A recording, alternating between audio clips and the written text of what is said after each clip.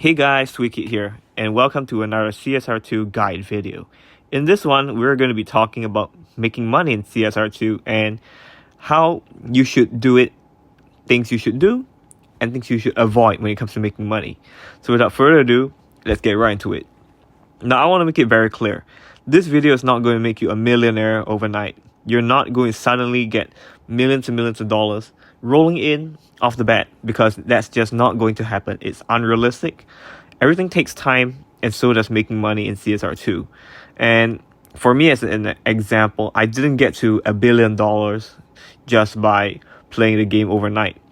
I got it over the span of a year, and basically, you don't need $1 billion. I just got it because it just makes me happy. To me, the minimum you should have in CSR2 would be about 50 to 60 million to cover an event, because most events that need tier 5 cars often have about 5 to 6. So 50 million allows you to upgrade all of them fully and still have a bit of extra left over. So you don't need much more than that. Just 50 million is a nice cushion, I would say. So without further ado, let's get right into the money making methods. And the first and most obvious way is just to play the game. Do your trials like these every single day, and you're going to inevitably rack up more money than you think you would. Because I understand a trial like this only awards 12k per race, so if you complete all 15, it's about rounded off to 150k. And if you do this and the Legends trial, you're at 300k per day. But that's just the trials. If you include the live races, which you need to do anyway to get your keys, you're likely going to earn about $500,000 a day, assuming you do your 30 live races, so you get 30k there, and you do your 30 trials because it's 15 plus 15, and boom, you've got 300k. So the other way to make money in CSR2 is within live racing, and that's betting. Betting can be a very, very effective way to make money, and that's how I honestly make most of my money. It's by raising bets like crazy over and over and over again. But there's a caveat to that. Not everyone is going to be willing to bet. You're likely going to receive a lot of people refusing your bets over and over and over again, because not many people want to race for 200k. But understandably, racing for 200k is going to be the most profitable way when it comes to making money in CSR2, much more than just doing your trials. Because if you get lucky and into a lobby where people are okay with bets, and you're a competent player with a good live racer, yes, betting is the way to go. And personally, I would say I've earned about the most I've earned about one night would be about 10 million. And because I was just sitting my ass on CSR2 whilst watching YouTube. So I just let the game run, wait for people to challenge me, and when they do, I just raise bets.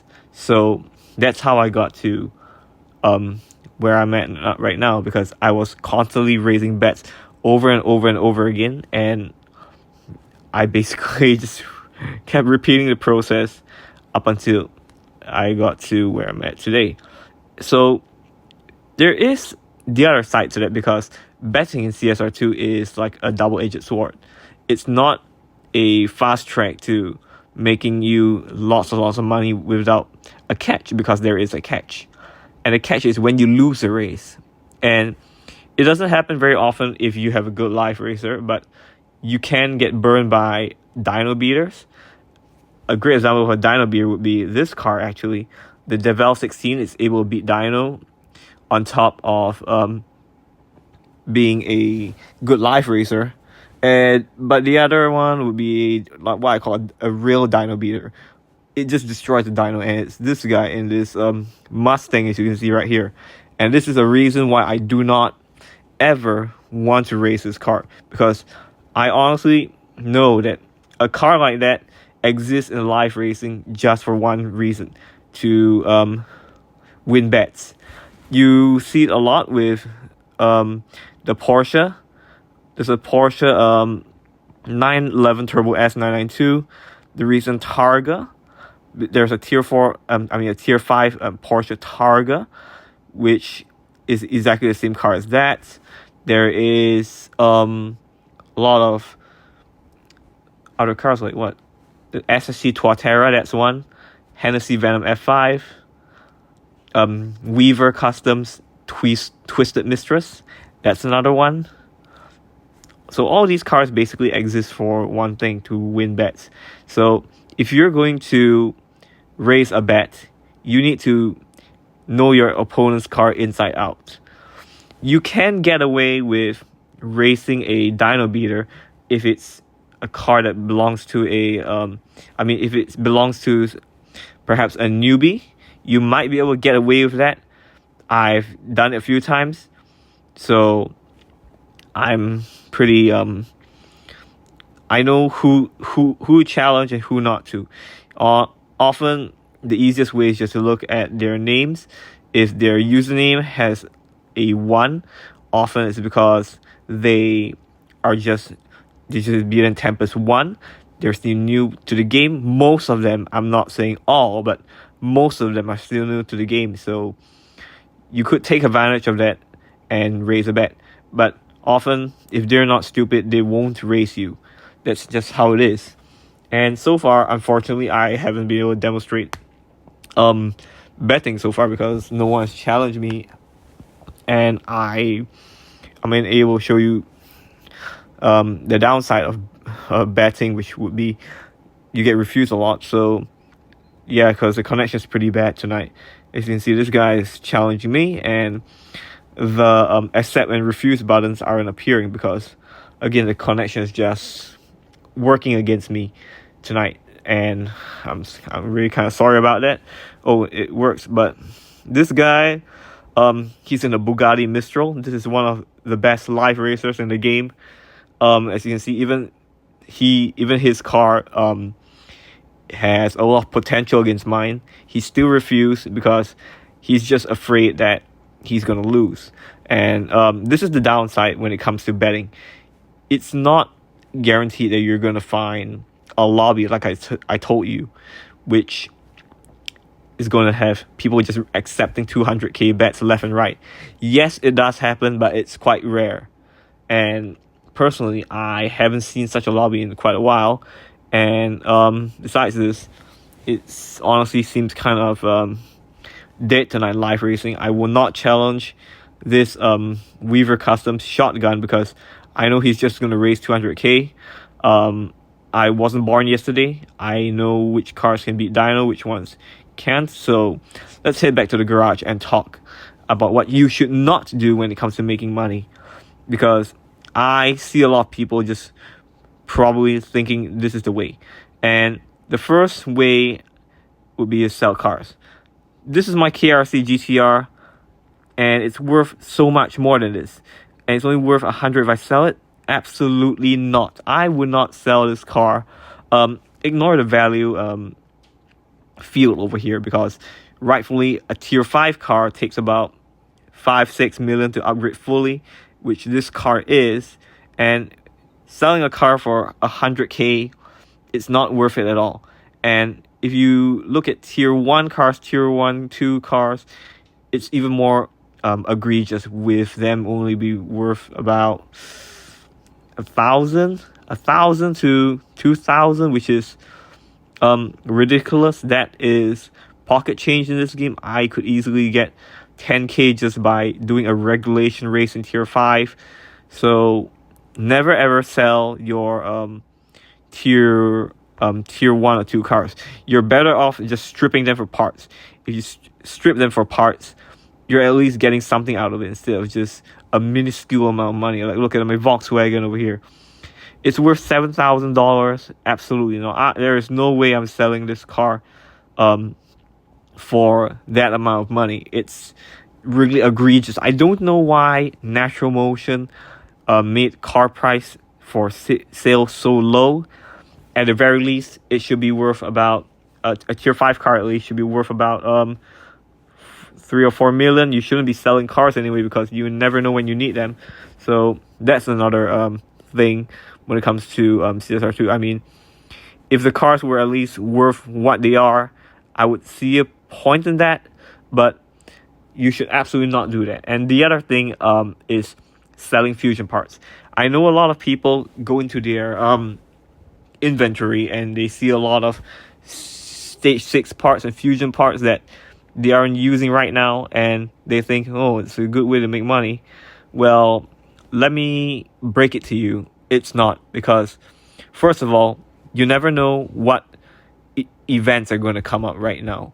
I am unaware of what's going to be used in that for example, hypercar forum, whatever it's called, the finale. I have no idea. So right now, any kind of fusion part, it matters to me because I'm able to upgrade a car of that brand, and it could be any brand. I don't know. I can upgrade anything because my inventory spans pretty much every single brand in this game, aside from the hard to come by makes like Devel or McMurtry. So you should absolutely keep every single fusion part and stage 6 part you can. Don't sell them. And even if you do sell them, I want to check the values. A fusion part, a green one, goes for about $250. $250, that's absolutely again egregious because it's literally nothing. You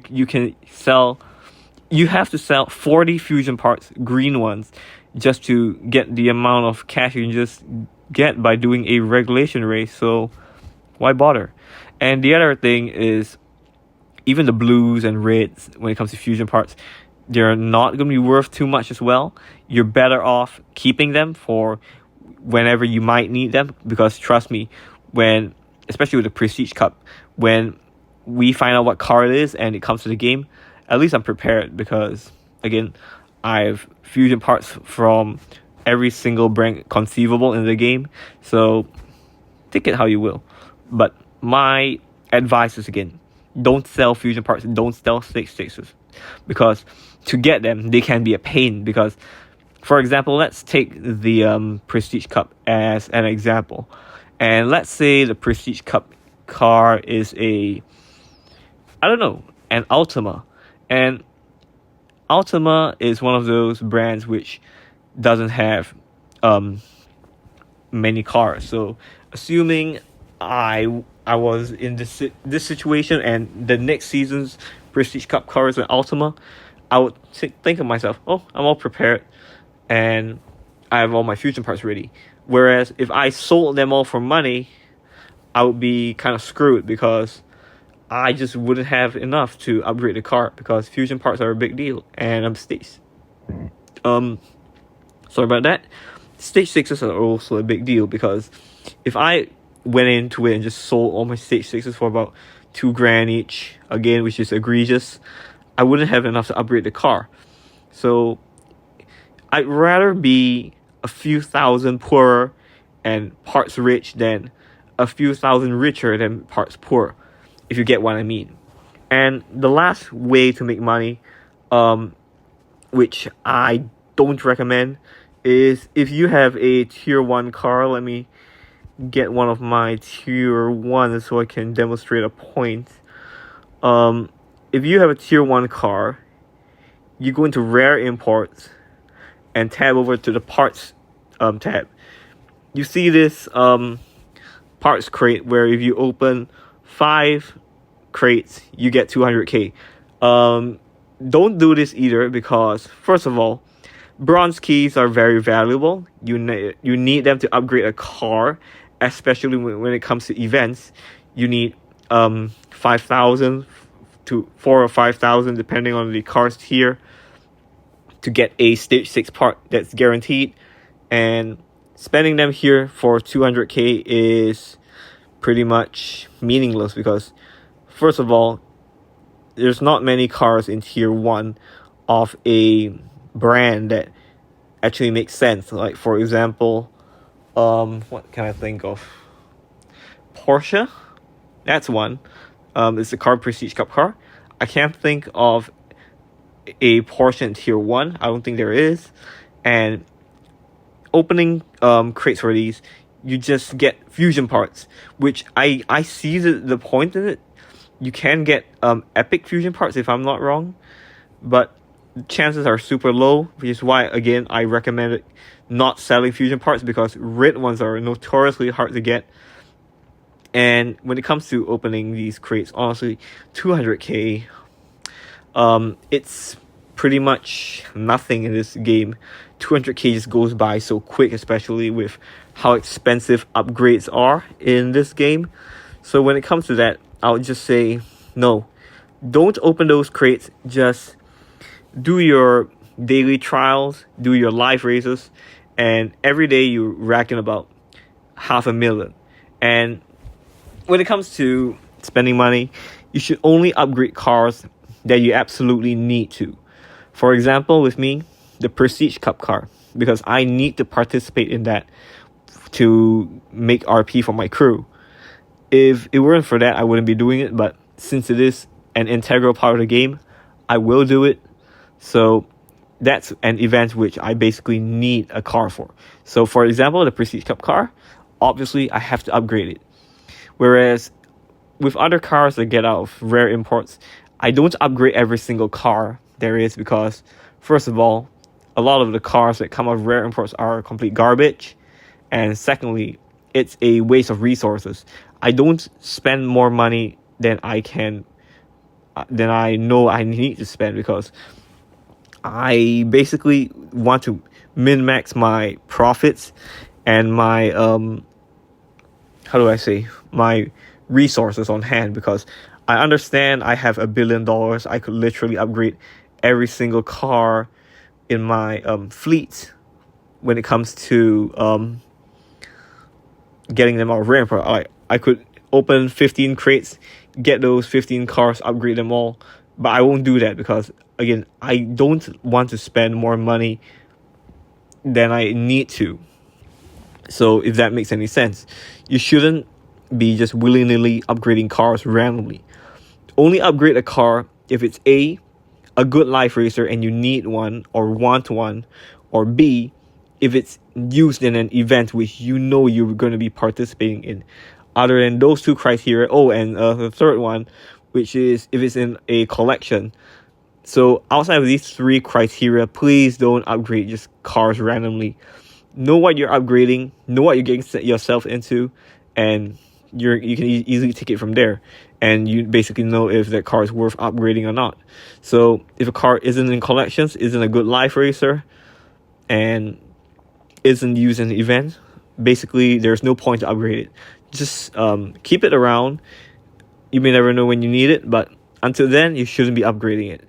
And that's how I basically also save up my money, because I only upgrade cars which are used in events. So I let cars just sit around until I know, yes, this car is going to be used in an event, and yes, I will upgrade it. So I believe that wraps it up for my money making guide. What you should do, what you shouldn't do to make money. To recap real quick, the easiest way to make money is just to play the game. I know it's a bit cliche and sounds a bit boring, but that's really how you make your money in this game.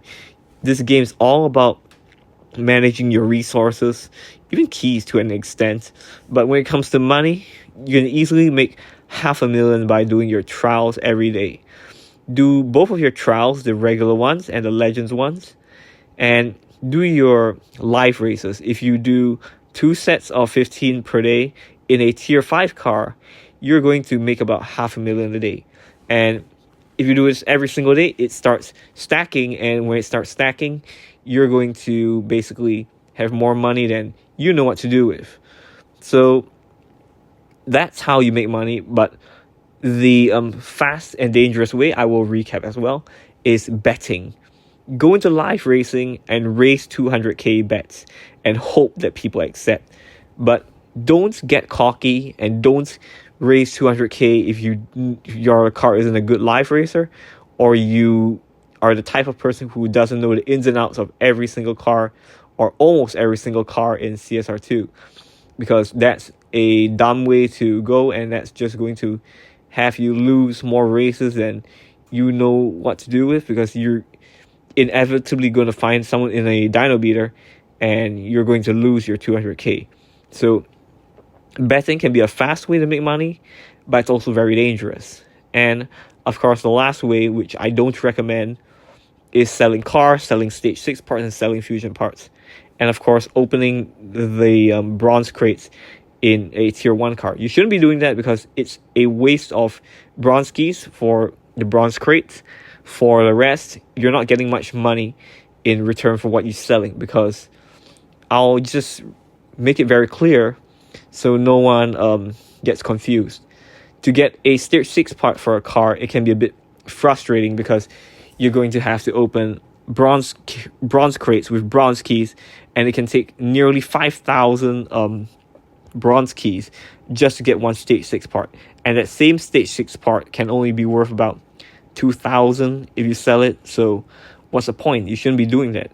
So that basically wraps it up when it comes to making money in CSR2, what you should do, what you shouldn't do. I hope my guide has been helpful to you. If anything you'd like to add on, do leave them in the comments. I will get back to you as soon as I can. And with that said, thank you so much for listening, and I'll see you next time. Take very good care of yourselves, and I will see you in my next video.